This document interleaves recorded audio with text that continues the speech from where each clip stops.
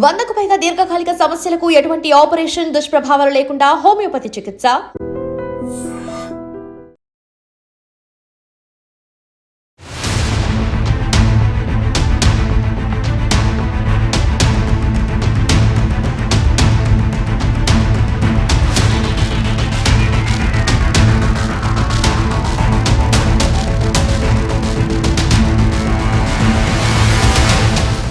Welcome to IT news. This is Pavan. ప్రస్తుతం మనం కుకట్పల్లిలోని Stanley అపార్ట్మెంట్స్లో ఉన్నాము. నిన్న ఈవినింగ్ అతి దారుణమైన ఘటన చోటు చేసుకుంది ఈ అపార్ట్మెంట్లో. ఇక్కడే నివసిస్తున్న రేణు అగర్వాల్ వారిని అయితే ఆ కాళ్ళు చేతులు కట్టేసి అతి కిరాతకంగా చంపడం జరిగింది. అసలు ఈ ఘటన ఎవరు చేశారు, ఎందుకు చేశారు అనే వివరాల్లోకి వెళ్తే, ఇక్కడ దాదాపు జార్ఖండ్ నుంచి ఇక్కడ రోషన్ అనే వ్యక్తి 9 సంవత్సరాలుగా ఇక్కడ రేణు అనే వాళ్ళ చుట్టాల ఇంట్లో అయితే పని మనిషిగా చేయడం జరుగుతుంది. సో ఆ తర్వాత మాకు ఒక పని మనిషి కావాలి అని చెప్పేసి ఆ రేణు అగర్వాల్ ఎవరైతే ఉన్నారో రేణు అగర్వాల్ కుటుంబం అడగడం జరిగింది. సో అడిగిన తర్వాత అదే జార్ఖండ్ నుంచి ఆ విలేజ్కి చెందిన రోషన్ వాళ్ళ విలేజ్కి చెందిన ఒక వ్యక్తిని, హర్ష అనే వ్యక్తిని పని మనిషిగా ఇక్కడికి పిలుచుకోవడం జరిగింది. దాదాపు 10 రోజుల వ్యవధిలోనే ఆ రేణు అగర్వాల్ని అతి కిరాతకంగా వీళ్ళు మరి ఏం ప్లాన్ చేసుకున్నారో తెలియదు, కానీ ఇదే గేటెడ్ కమ్యూనిటీ, ఇది స్వర్ణ ఇక్కడ చూస్తున్నారు కదా, స్వాన్ లేక్ గేటెడ్ కమ్యూనిటీ. అక్కడ మీకు ఆ వెహికల్స్ కూడా రావడం జరిగింది, పోలీస్ వాళ్ళు అయితే వచ్చినారు. సో ఇక్కడ అతి కిరాతకంగా వీళ్ళు డబ్బుకు దొంగతనం చేద్దామని ఫిక్స్ అయిన తర్వాత ఆ లోపల ఎంత ఉంది ఏంటి అని మొత్తం చెక్ చేసుకున్న తర్వాత ఈ రాకేష్ అగర్వాల్ ఎవరైతే ఉన్నారో అతనికి ఫాతేనగర్ లో స్టీల్ ప్లాంట్ ఉంది, చిన్న స్టీల్ ప్లాంట్ ఉంది. సో అక్కడ వాళ్ళైతే ఆ బిజినెస్ చేస్తూ ఉన్నారు. సో ఎవరు లేని సమయంలో ఆ రాకేష్ అగర్వాల్ ఎప్పుడైతే బయటికి వెళ్ళాడో, సో అదును చూసి ఎవరు లేని సమయంలో అయితే ఈ ఘాతకానికి అయితే ఒడిగట్టడం జరిగింది దుర్మార్గులు.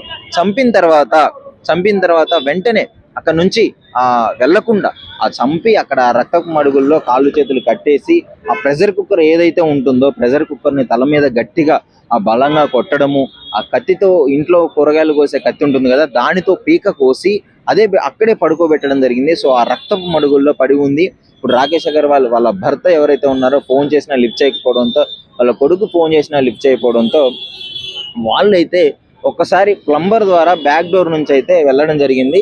సో లోపలికి వెళ్ళిన వెంటనే అందరూ షాక్ గురవ్వడం జరిగింది. రక్తపు మడుగుల్లో ఆ రేణు అగర్వాల్ ఎవరైతే ఉన్నారో ఆమె పడి ఉండడం చూసి అందరూ షాక్ అయినారు. ఈ ఘటన ఆలస్యంగా వెలుగులోకి వచ్చింది. ముఖ్యంగా ఆ పోలీస్ బృందాల వాళ్ళు అయితే మన బాలనగర్ డిఎస్పీ వీళ్ళందరూ కూకట్పల్లికి సంబంధించిన వాళ్ళు అందరూ ఈ కేసుని ఛాలెంజింగ్ గా తీసుకొని వాళ్ళ కోసం గాలింపు చర్యలు అయితే చేపట్టడం జరిగింది. సో ఇక్కడ దాదాపు మీరు చూస్తున్నారు వాతావరణం ఎంత ఉద్రిక్తకరంగా ఉంది అంటే, ముఖ్యంగా ఎవరికి అనుమానం రాకుండా ఆ జార్ఖండ్ నుంచి పనికి వచ్చి ఇక్కడ అదును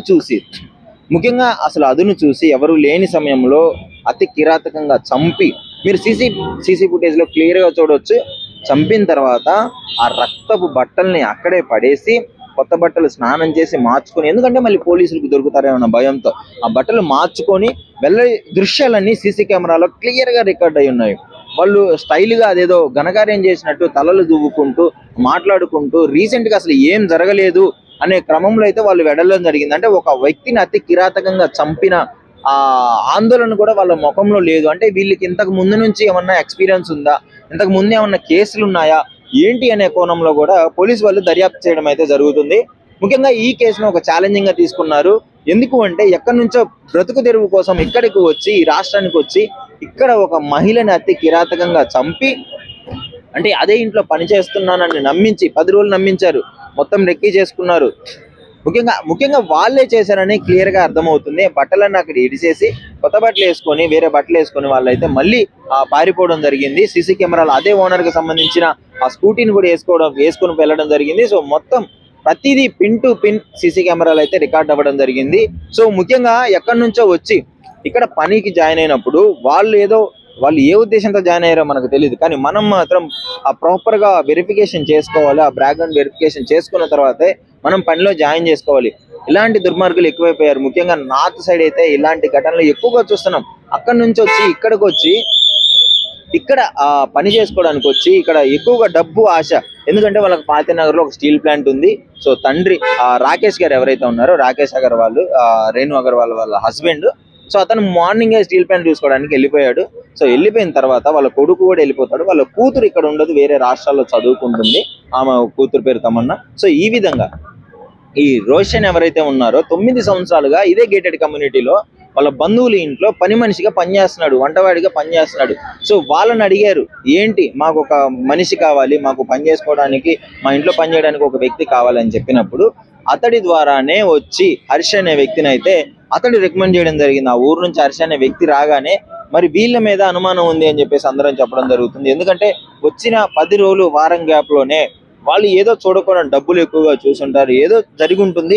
సో వెంటనే వాళ్ళకి అత్యాశ కలిగింది, డబ్బులు వస్తున్నాయి కదా మనం ఏదో ఒకటి చేద్దాము అని చెప్పేసి తీసుకెళ్లే ప్రయత్నం అయితే జరుగుంటుంది. ఈ క్రమంలోనే ఆమె చూసి ఉండాలి, లేదా ఆమెను చంపేసి వెళ్దామని వీళ్ళు ప్లాన్ వేసుకొని ఉండాలి. సో అదే జరిగింది ఇక్కడ. ప్రస్తుతం అయితే ఆమె దృశ్యాలు చూస్తే మీరు నిజంగా చాలా ఆందోళన చెందుతారు. అంటే చంపేసి అతి కిరాతకంగా దారుణంగా కాళ్ళు చేతులు కట్టేసి పీక కోసి ఆ ప్రెషర్ కుక్కర్ ఏదైతే ఉందో కొట్టేసి దాన్ని కూడా అక్కడ బెడ్ మీద వదిలేయడం జరిగింది. ఎంత దారుణమైన విషయం, ఎంత బాధాకరమైన విషయం, మీరు ఒక్కసారి ఆలోచించండి. అంటే ఎక్కడి నుంచో బ్రతుదేరువు కోసం వచ్చి ఇంత కిరాతకంగా చంపి వెళ్ళిపోయినారు అంటే పోలీసు వాళ్ళు దీన్ని అయితే రియల్లీ చాలా ఛాలెంజింగ్ గా తీసుకున్నారు. వాళ్ళు ఎక్కడున్నా పట్టుకొస్తాము అని చెప్పేసి వివిధ బృందాలుగా విడిపోయి అయితే వాళ్ళ కోసం వెతకడం జరుగుతుంది. సో ప్రస్తుతం మీరు చూడొచ్చు ఆ గేటెడ్ కమ్యూనిటీ ఉంది ఇక్కడ. 13/11 లో అయితే ఇన్సిడెంట్ జరిగింది. సో 13/11 లో ఇన్సిడెంట్ జరిగింది. సో మీరు లోనకైతే ఇప్పుడు అనుమతి లేదు, లోనకి అనుమతించే పరిస్థితులు అయితే లేవు. ఇక్కడ మీరు చూస్తున్నారు కదా క్లియర్ గా, ఇక్కడ లోనకి అనుమతించే పరిస్థితులు అయితే లేవు, ఎందుకంటే ఆ క్రైమ్ జరిగింది. సో క్లూస్ టీమ్ అయితే మొత్తం ఆ క్లూస్ కి సంబంధించింది మొత్తం తీసుకొని వెళ్ళిపోయింది. ఆ డాగ్ స్పాట్ ని పిలిపించారు. డాగ్ స్పాట్ గుర్తుపట్టాలి కదా, ఆ స్మెల్ అదంతా గుర్తుపట్టాలి ఐడిషన్, బట్ రక్తపు మట్టలు అక్కడే ఉన్నాయి కాబట్టి సో వాటిని గుర్తుపడుతుంది. సో మెయిన్ ఏంటంటే clues team. So main clues team బట్టే దీన్ని కేసు ముందుకు వెళ్లే ప్రయత్నం అయితే చేస్తున్నారు. సో అక్కడున్న గుర్తుల ఆధారంగా, అక్కడ దొరికిన క్లూస్ ఆధారంగా అయితే ఈ కేసుని ఛేదించే ప్రయత్నం అయితే చేస్తున్నారు. సో ప్రస్తుతము ఆ పోలీస్ వాళ్ళైతే లోపలికి ఎంట్రీ ఎవరిని చేయట్లేదు. ఎందుకు అంటే ఆ క్లూస్ మిస్ అయ్యే ఛాన్స్ అయితే ఉంది కాబట్టి. సో ముఖ్యంగా మరి ఈ కేసు తొందరగా దొరకాలని కోరుకుందాము. ఈ మధ్య కాలంలో కుకట్పల్లి మర్డర్లకి కేర్ ఆఫ్ అడ్రస్ గా మారుతుంది. గతంలోనే మనం చూసాం సహస్రాన్ని ఎంత కిరాతకంగా చనిపోయిందో. సో మోటివ్ ఏదైనా సరే, ఇన్సిడెంట్ ఏదైనా సరే, కానీ ఇది అతి కిరాతకంగా ఈ విధంగా జనాలు మృగాల్లా మారి చంపుకోవడం జరుగుతుంది.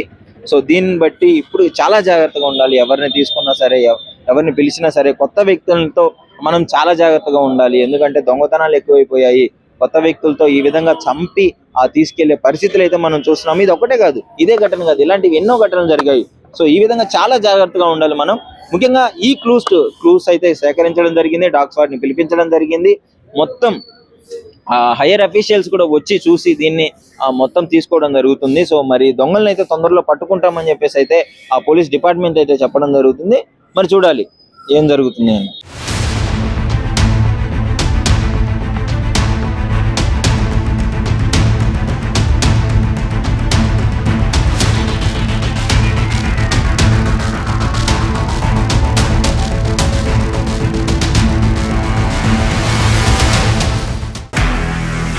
నిజంగా ప్రస్తుతం ఉన్నటువంటి సమాజం దేనికి ప్రయారిటీ ఇస్తుంది? ఆర్థిక సంబంధాల చుట్టూ మాత్రమే తిరుగుతుంది. మళ్ళీ ఎన్నికలంగానే చాలా విరక్తి కలుగుతున్నాం. మంచి అనిపిస్తుంది కదా, లేడీస్ కూడా ఛాలెంజింగ్ జాబ్స్ చేసినప్పుడు చాలా బాగుంటది. ట్రాఫిక్ అసిస్టెంట్స్ గా నియమించిన ట్రాన్స్జెండర్స్ అందరితో సాల్యూట్ చేయించుకుంటున్నారు. ఫుడ్ డెలివరీ ఇవ్వటానికి వెళ్ళినటువంటి డెలివరీ బాయ్ అనిల్ పై కళ్ళ ముందు